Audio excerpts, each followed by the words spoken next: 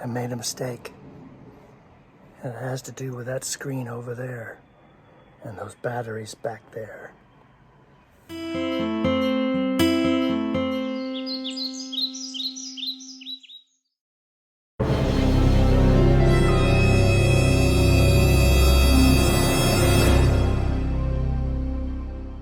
So, a little background information.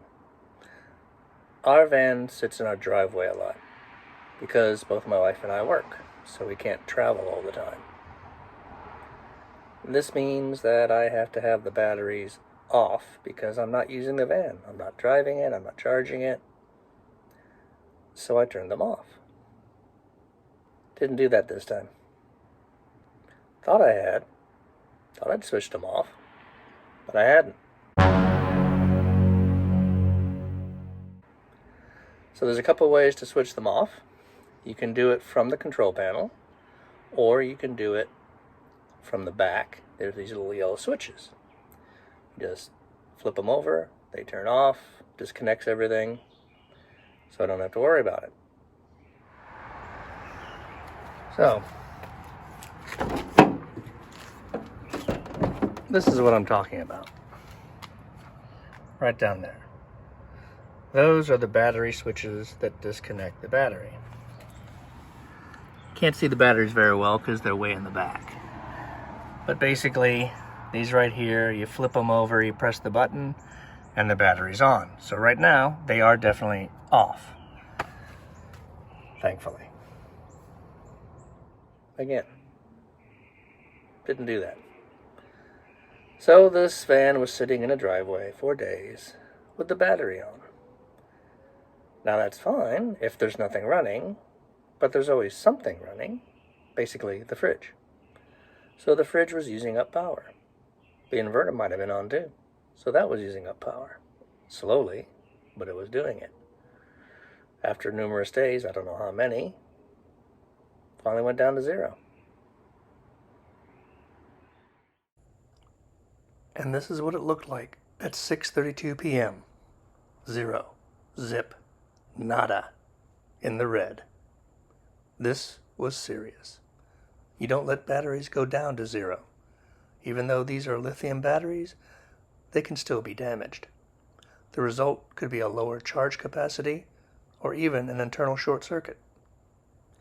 And if they are damaged, they cost a lot more than AGM or lead acid batteries to replace. The only thing to do now was to charge up the battery and hope that it would still work.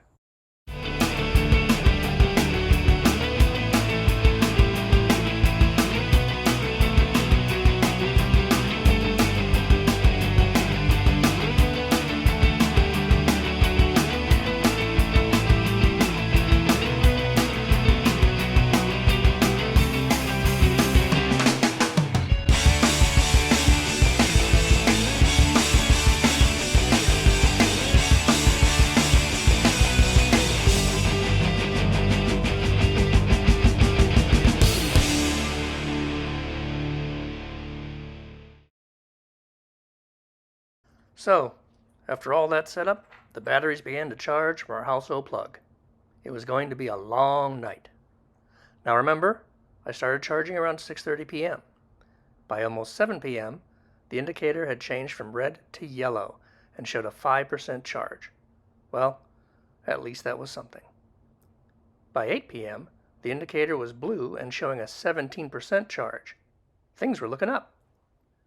By 9 p.m., we were at 30% charge, and by 10:37 p.m., we were at 51% charge. That's when I went to bed. I was tired.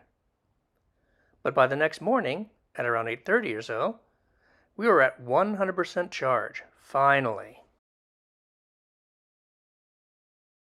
I made a chart, of course, to see what kind of charge we were getting throughout this process.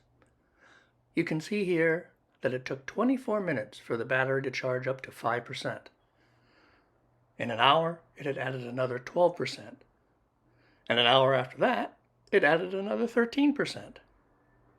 A half hour later, another 7%, and an hour after that, another 14%. This all averaged out to 12.5% per hour, And based on this average charge time, the battery probably reached full charge around 2:30 a.m. One final thought. We have two 460 amp batteries that power our van. This gives us a total of 920 amps of power. But there's a safety factor built into the Mastervolt system of 15%, so that the batteries never really go down to zero. You know, for those times someone foolishly keeps the batteries on when the van isn't in use. Anyway, if I take the 920 amps and multiply it by 85%, I have a total of 782 amps of usable power.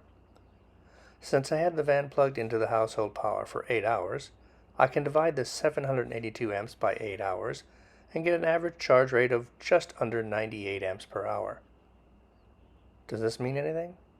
Not really. Just wanted to know what my charge rate was.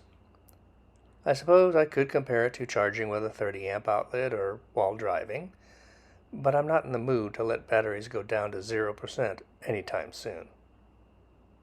Be seeing you.